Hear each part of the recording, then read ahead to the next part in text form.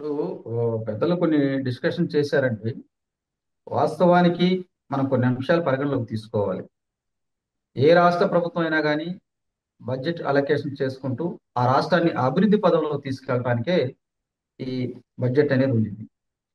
వాస్తవానికి ఎప్పుడైతే దగ్గరగా ఉండిందో అప్పుడు ఆ బడ్జెట్ సంపూర్ణంగా ఆ రాష్ట్రానికి ఇంప్లిమెంట్ అయినట్టు.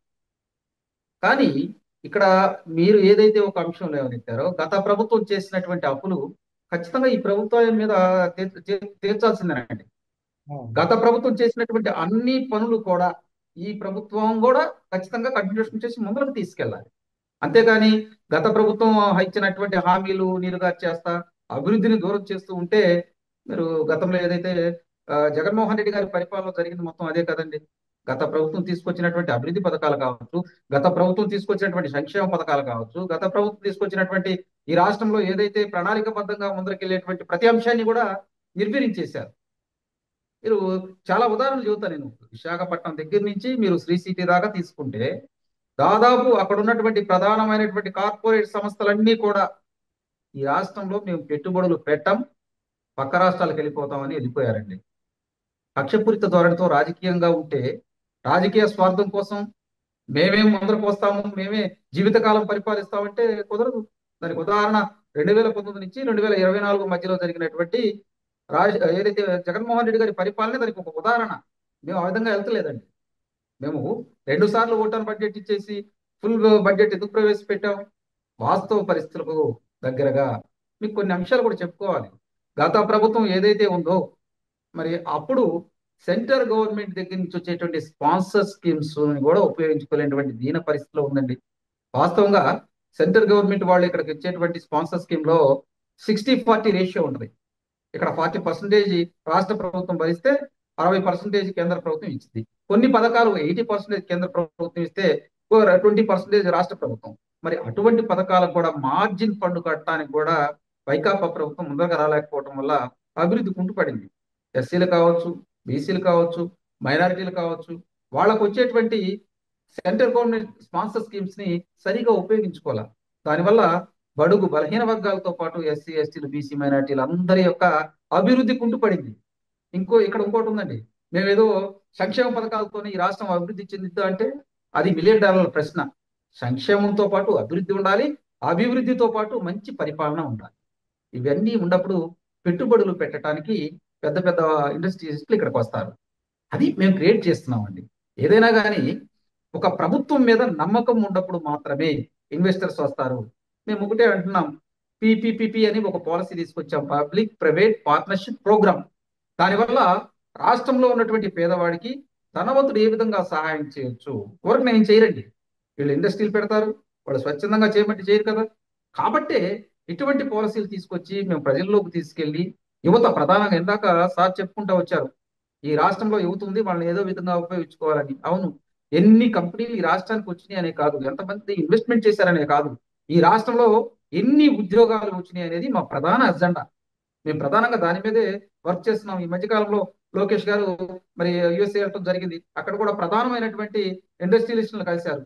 అక్కడికి వెళ్ళి వాళ్ళ దగ్గర ఆంధ్రప్రదేశ్ లో మౌలిక వస్తువులు ఉన్నాయి, ఆంధ్రప్రదేశ్ లో మీరు పెట్టుబడులు పెట్టండి, ఆంధ్రప్రదేశ్ లో మ్యాన్ పవర్ ఉంది, ఆంధ్రప్రదేశ్ లో మంచి యువత ఉంది, ఆంధ్రప్రదేశ్ మీకు అన్ని విధాల తగిన సహాయ సహకారాలు అందిస్తారని మేము సిద్ధంగా ఉన్నామని చెప్పి ఆయన అమెరికా వెళ్ళి వచ్చిన తర్వాత మీకు గ్రీన్ ఎనర్జీ పవర్ వారు మీరు $5 బిలియన్ మేము ఇక్కడ ఇన్వెస్ట్మెంట్ చేస్తామంటాం. అలాగే మైక్రోసాఫ్ట్ వాళ్ళు మేము కొత్త కంపెనీలు తీసుకొస్తామంటాం. దీంతో పాటు గూగుల్ వాళ్ళు కూడా మేము లేదు లేదు అమరావతిలో ప్రధాన కార్యాలయం ఏర్పాటు చేయాలనుకుంటున్నాము, మీ పూర్తి సహాయ సహకారాలు మాకు కావాలంటూ ఇవన్నీ చేశారు. నేనేమంటానంటే ప్రభుత్వం యొక్క ఆలోచన విధానాన్ని బట్టి ఆ రాష్ట్రం అభివృద్ధి చెందుతుంది. మనం పద్దాకులు పక్క రాష్ట్రాలతో కంపేర్ చేసుకున్నప్పుడు మన రాష్ట్రం అభివృద్ధి ఏంటి, మన రాష్ట్ర పరిస్థితులు ఎలా ఉంటాయి? రాజకీయ లబ్ధి కోసమే రాజకీయాలు చేస్తే ఎట్లా అండి?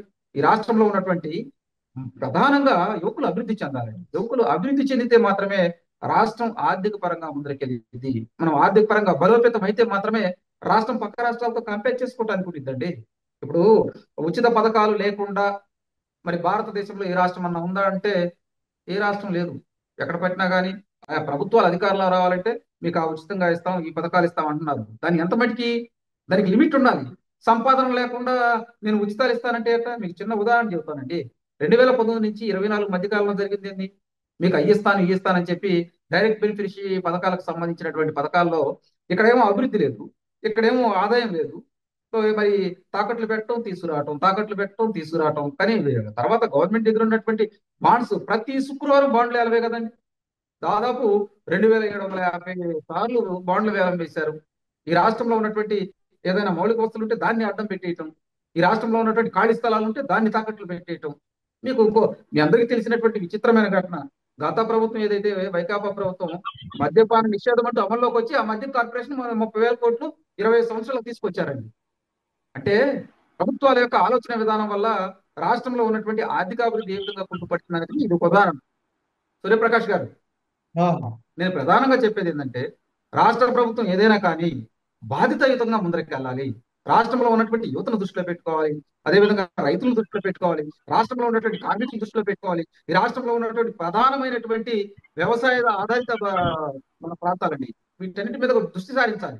మీరు వ్యవసాయం అనగానే ఒక పేడయే కాదండి, రాష్ట్రంలో హార్టికల్చర్ ఉంది, దాంతో పాటు మీకు ఆక్వాకల్చర్ ఉంది. వీటన్నిటిని కూడా ముందరకు తీసుకెళ్తే మనకి విదేశీ మారక ద్రవ్య విలువలు పెరుగుతాయి, విదేశాల నుంచి పెట్టుబడులు వస్తాయి. ఇవన్నీ చేసుకోవాలి. నేనేమంటానంటే కక్షపూరిత ధోరణితో వెళ్ళటం వల్ల ఏ విధంగా రాష్ట్రం అభివృద్ధికి పుట్టుబడిద్దో గత ప్రభుత్వం చూసాం. కానీ కూటమి ప్రభుత్వం అది కాదండి. చంద్రబాబు నాయుడు గారు ఏదైతే ప్రమాణ స్వీకారం ముందర రోజే ఆయన ప్రెస్ మీట్ పెట్టి గత ప్రభుత్వం కక్షపూరిత ధోరణితో వెళ్తాం వల్ల రాష్ట్రం భవిష్యత్తు నాశనం అయిపోయింది, రాష్ట్రం ఆర్థికంగా వెనక్కి వెళ్ళిపోయింది, రాష్ట్రంలో యువత ఉన్నటువంటి యువత పెడదారి పట్టారు. కానీ నేను అలా కాదు, ఒక విజన్తో వెళ్తాను, ఈ రాష్ట్రం అభివృద్ధి చెందాలి, దీనితో పాటు సంక్షేమం కూడా చేద్దాం అని ఆయన ఒక నిర్ణయాలు తీసుకురావటం. మేము కక్షపూరిత ధోరణితో కాదు, ఒక అభివృద్ధి పదంగా ముందరికెళ్లాలని చెప్పి ఆయన ప్రెస్ మీట్ ఇవ్వడం జరిగింది. అలాగే కూటమి ప్రభుత్వంలో భాగస్వాములైనటువంటి పవన్ కళ్యాణ్ గారు, ఆయన కూడా ఏదైతే గ్రామీణ ప్రాంతాల్లో ఉన్నటువంటి మౌలిక వస్తువులు ఏ విధంగా అభివృద్ధి చేయాలి, గ్రామీణ ప్రాంతాల్లో ఉన్నటువంటి మీరు ఏదైతే పంచాయతీరాజ్ వ్యవస్థ నిర్వీర్యం అయిపోయింది దాన్ని గాడిన పెట్టాలి. అదేవిధంగా ఈ రాష్ట్రంలో ఉన్నటువంటి ప్రధానంగా పనులైనటువంటి మరి మౌలిక వస్తువుల్లో గత ప్రభుత్వం తీసుకున్న చర్యల వల్ల పుట్టుపడిపోయింది, వాటి అన్నింటినీ చేస్తానంటున్నారు. ఖచ్చితంగా ఆయన కూడా 13,450 గ్రామ పంచాయతీలు ఒకే రోజు మరి పంచాయతీలు పండగ వాతావరణం కలగజేశారు. మేము ఏం చేస్తున్నాం ప్రజలకు చెబుతున్నాం అండి. అప్పటికప్పుడు ప్రజలు కూడా అదే విధంగా వాళ్ళకి ఏం కావాలో చెబుతున్నారు. ఏ ప్రభుత్వం అయినా కానీ ముందరికి వెళ్ళాలంటే ప్రజల సహాయ సహకారాలు అవసరం. అలాగే అక్కడ ఉన్నటువంటి ప్రభుత్వంలో ఉన్నటువంటి ముఖ్యమంత్రి గారు తీసుకునేటువంటి నిర్ణయాల మీద ఆధారపడి ఉండేది. ఇవన్నీ మేము తూచా తప్పకుండా ప్రజల కోసం ప్రజల చేత ఎన్నుకోబడినటువంటి ప్రభుత్వాలండి. ప్రజాస్వామ్యంలో ఉండాం మనం. గతలాగా నియంత పాలన చేయడానికి మాకు ఇష్టం లేదు. ఇక్కడ మాకు అభివృద్ధి సంక్షేమం అనేది రెండు కళ్ళతో ముందరకెళ్తున్నాం. అదేవిధంగా గత ప్రభుత్వం ఏదైతే తప్పులు చేసిందో ఆ తప్పులు జరగకుండా ముందరకెళ్ళడానికి మేము ప్రయత్నం చేస్తున్నాము.